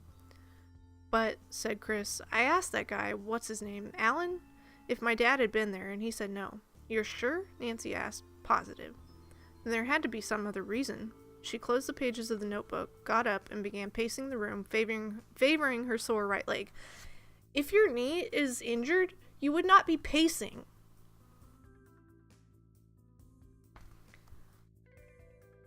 Why else go to a bank? Not to open an account. He didn't have any money, but he's got a note here. She went back to the date book and found the page she was looking for. It says, "Bring passport." Why bring a passport to a bank if you're not going to open an account? Nancy stood up straight. Then she banged her forehead with the ball of her left hand. "I can't believe how stupid I've been," she said. All the time it's been staring us right in the face." "What has?" Kate asked. "Don't keep us dangling." Nancy went over what they knew. "Cheryl gave your father a computer file that contained a set of books that proved he'd been framed by Dennis Allard, right?" Cheryl nodded. "It looks that way." And your father wanted to make sure it was safe until he could give it to the DA, Nancy said excitedly. The pieces were all coming together. Slow down, Chris said. Why didn't he take it straight to Levine? Why wait? He asked. Nancy shook her head. I don't know, she said slowly. But the day before he died, he went back to River Heights Bank and Trust, and that's where he hid the evidence. What? Chris practically shouted. Your father did what a lot of people do, Nancy concluded. He hid the evidence in the most obvious place possible, at Allard's bank, in a safe deposit box. Of course, Chris said. The printout would be small enough to hide in a safe deposit box. Kate ran to Nancy and flung her arms around Nancy's neck. Oh, Nancy, thank you, she said, her voice breaking. Hold on, Nancy said, pulling Kate's arms from around her. There's no guarantee it's there, but if it is, we've got to get to it before Allard does, if he hasn't already. But Allard couldn't have known where it was, or else he'd have destroyed it by now, and he'd have nothing to worry about, Chris said. True enough, Nancy said, but we can't take any chances. I'm going to call the district attorney. Nancy went over to the far end of the kitchen and picked up the phone. Then she realized that there was no chance that the DA would still be at the office at this hour. Nancy took a deep breath and called her father. Dad, she said, I need your help. She quickly explained why she was calling. That's great news, Carson said excitedly. Nancy could also sense the relief in his voice. Hold on, I'll get Levine's home phone number. Nancy waited. In a minute, her father came back on the line and gave her the number. As they were about to hang up, Carson warned her to be careful. You don't know that Allard isn't after you right now, he said. I know, Nancy told him. That's why I want to call Levine right away. There's the doorbell, Nancy. I've got to go. Call me back as soon as you have some news. I will, Nancy said, hanging up. As Chris, Kate, and Cheryl watched expectantly, Nancy dialed Levine's number. Joe Levine, please, she said. There was a pause, and Nancy mouthed, He's coming, to Chris and Kate. Mr. Levine, it's Nancy Drew. Nancy was about to tell him about the safe deposit box and her suspicions, but the district attorney cut her off. What's he saying? Kate asked. Chris signaled for her to be quiet. Yes, I understand, Nancy said. Can I call you back? I'm here with Chris and Kate now, and I should tell them. I'll call you back. Nancy hung up the phone and turned to the Gleasons and Cheryl. I've got some news you ought to hear, she said carefully. The police did a handwriting analysis on your father's note. Although it's a close imitation of his handwriting, it doesn't match. What are you saying? Chris asked, holding his breath. You can't ask something and hold your breath at the same time. Joe Levine's come to the same conclusion you did, that someone killed your father. Kate reached out and fell into her brother's arms. We were right all along, she said, crying into his shoulder. For what it's worth, Chris said sadly. Does he have any idea who would have done it? He asked Nancy. I didn't get a chance to ask, but I'd be willing to bet that Dennis Allard is behind it. Nancy led Cheryl over to the sofa and sat her down. Chris and Kate stood in the kitchen, holding on to each other and talking softly. She decided to leave them alone for a little while to let the news sink in. Finally, after 5 or 10 minutes, Nancy went over to them. I know this isn't the best time, but we have to plan our next move. I have to call Levine back and want to be able to tell him that you can go with him tomorrow to the bank to get into the safe deposit box. I can handle it, Chris said. I'm just glad that this whole thing is coming to an end. Me too! Good, Nancy said, picking up the phone. Within a few minutes, she had arranged for Chris to go along with the DA to the bank the next day to recover the evidence. Nancy was just hanging up the phone when the door to Gleason's apartment flew open. She put the phone down. Chris and Kate froze. Cheryl put her hand to her mouth, suppressing a scream. Standing in the doorway were Dennis Allard and Peter Nicodemus. They both had guns, and between them, with his hands tied in front of him, was Carson Drew, which I already knew was happening because the doorbell rang at Carson's house when Nancy was on the phone with him, and why else would it ring? It's obvious. Guys, this is terrible.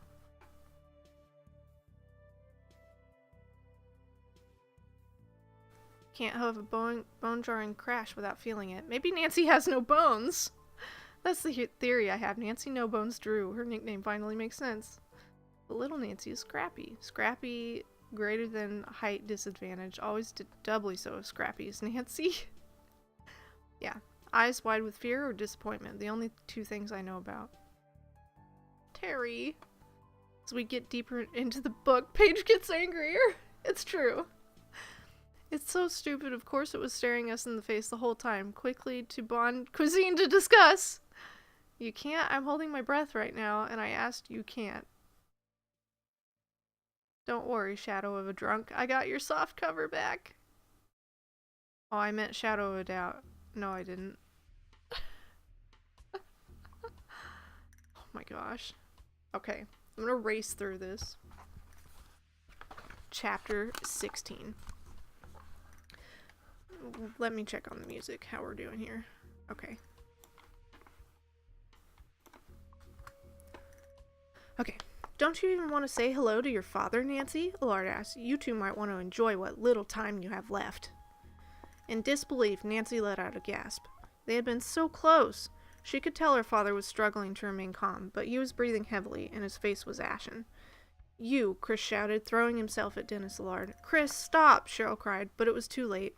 Allard had evidently expected the charge because he was ready. Chris had come at Allard head first. Allard stepped to the side and brought the butt of his gun down on Chris's head as he sailed past him. Chris slumped to the floor unconscious. Cheryl let out another cry and ran over to where Chris lay. Kate put her hands to her mouth in horror. That should show you we're serious, Nicodemus said to no one in particular. He has a bunch of people he can say that to. I didn't doubt it, Nancy answered. She exchanged a look with her father. Be ready, it said. He nodded almost imperceptibly. Chris was coming around, and Allard poked at him with his foot. Get up, hotshot, he said. You're an important part of our plan, and we can't use you if you're unconscious. Nancy tried to keep her thoughts straight. What did Allard mean? Why would Chris Gleason be an important part of his plan? What did the two men have in mind? Allard pulled Chris to his feet. Nicodemus handed his gun to Allard and used clothesline to tie first Cheryl's and then Kate's hands together. Nancy noticed with relief that he was tying them together in front rather than behind their backs. Mobility would be crucial if they were to manage an escape. Be careful, Allard said. We don't want there to be any marks. I remember, Nicodemus said sullenly. All the charm Nancy had observed in both Allard and Nicodemus had disappeared. Nicodemus came over to Nancy, holding out the clothesline. You're next, girl detective, he said with a sneer. Nancy held out her hands and kept her eyes not on Allard or Nicodemus, but on Cheryl and Kate. She was trying to judge how much help they could be. Not much, she decided when she saw that both girls were blinking back tears. Wow, way to judge, Nancy! Nicodemus had finished tying Nancy's hands together. The rope was fastened too tight for Nancy to get any slack. Ready? Allard asked. Nicodemus nodded and then picked up a brown shopping bag he had just left inside the room. He dropped the clothesline into the bag. Follow me, Allard said, and he gave Nicodemus his gun back. Allard drew another, smaller gun from his inside jacket pocket. He held the larger revolver in his right hand and the smaller gun in his left. Then he motioned for Chris, Kate, and Cheryl to go ahead of him out the door. Nicodemus put his gun into Nancy's back and pulled Carson along after him. Don't try anything, Drew, he said. You wouldn't want to be responsible for another death, would you? He gave a sadistic nasal chuckle. As Nancy felt the gun's barrel on her back, she tried to think of a plan. There had to be some way out of this, she thought. Maybe someone would hear them and call the police. Maybe they could disarm the men, but that was hopeless with their hands tied, she realized.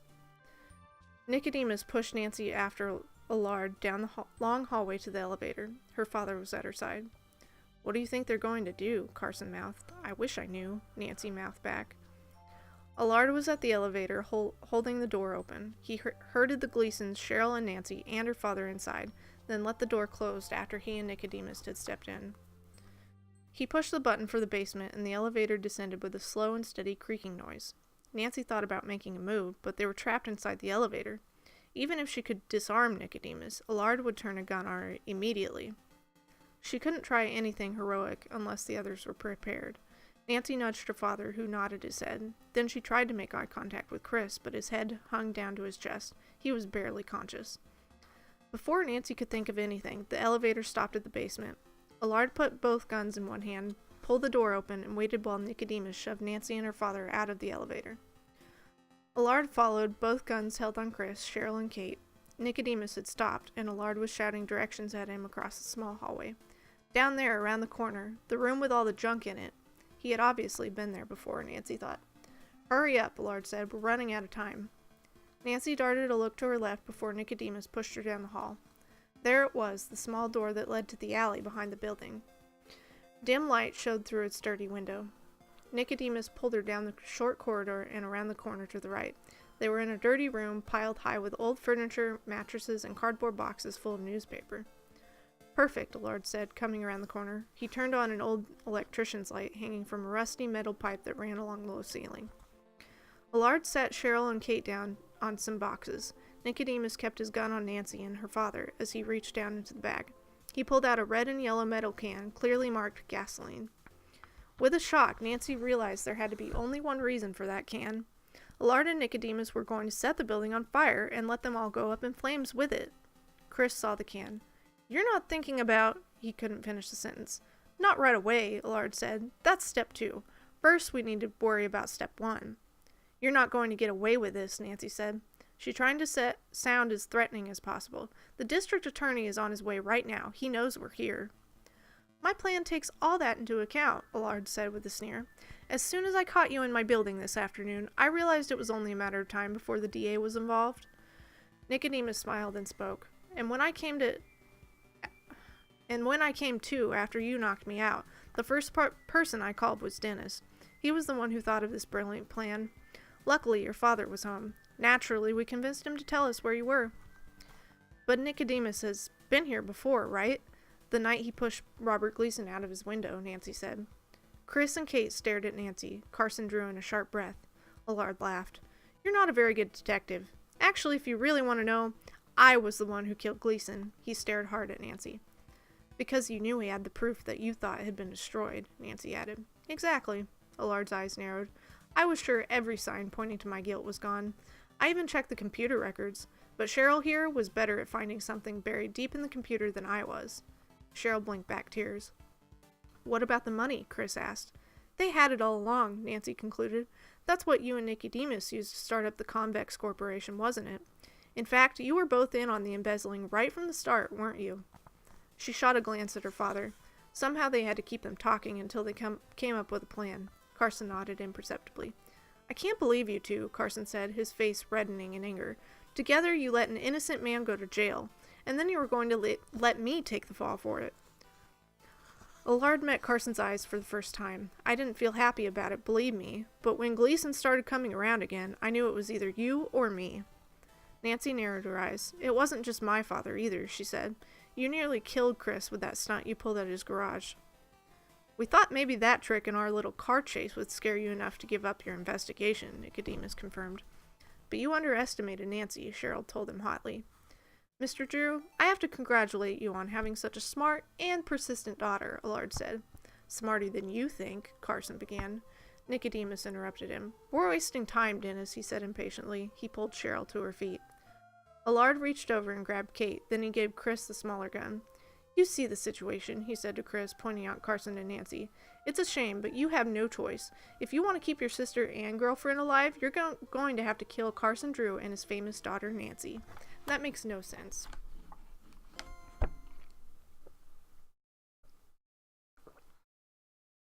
Okay, I'm going to finish the last chapter, and then I will catch up on chat.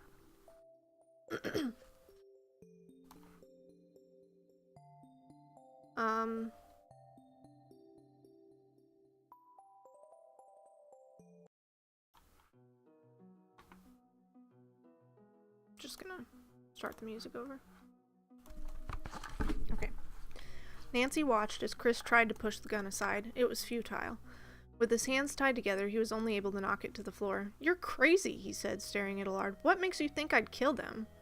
"Do you really want to risk it?" Allard leaned down to pick up the gun, keeping the revolver poised on Kate.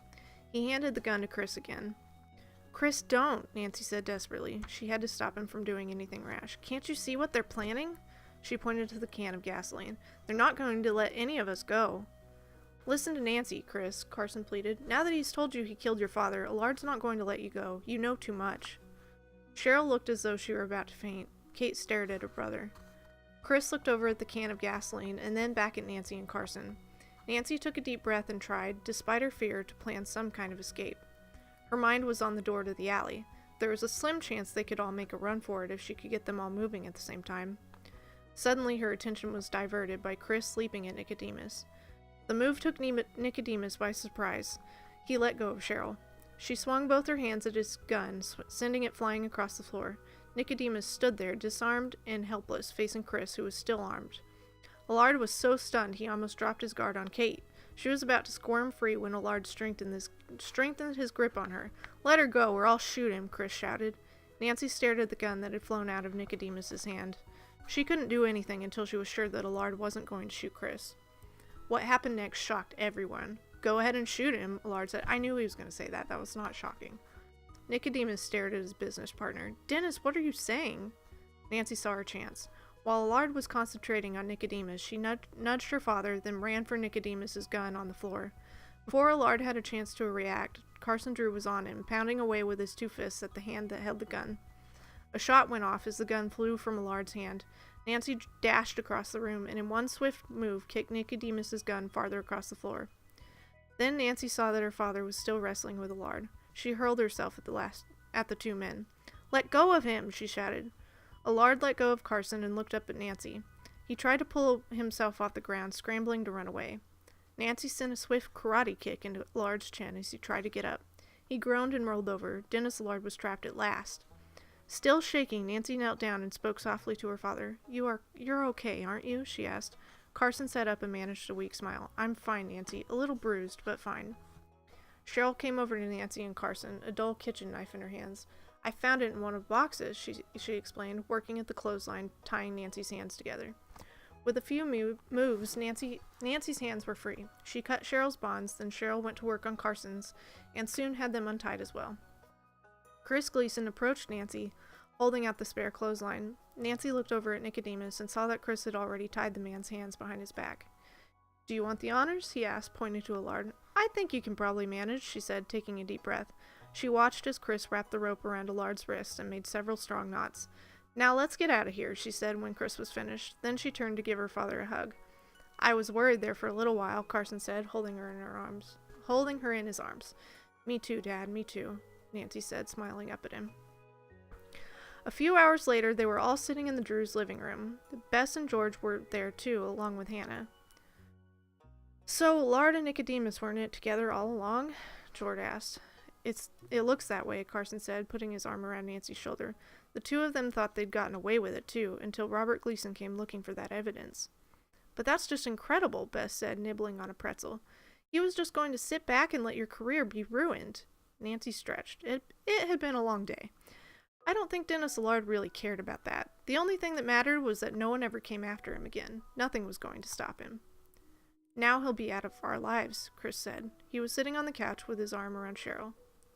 And we know finally that my father wasn't a criminal."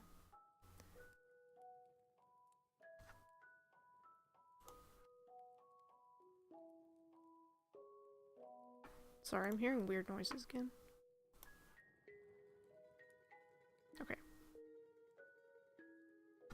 "Nancy," Kate began. "You don't have to say it," Nancy smiled. "I understand why you acted the way you did. It's okay.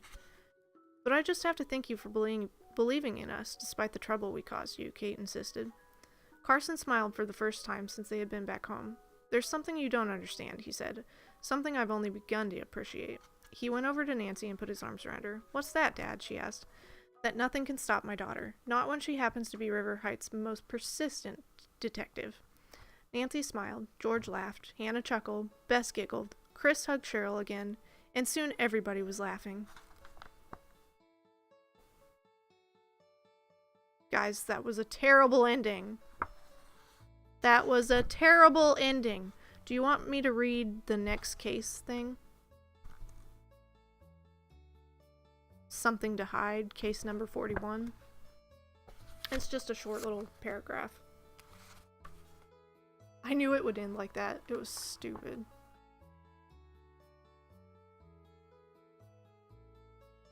Well, I think you guys know how many stars this gets from me. Here, I'll catch up on chat.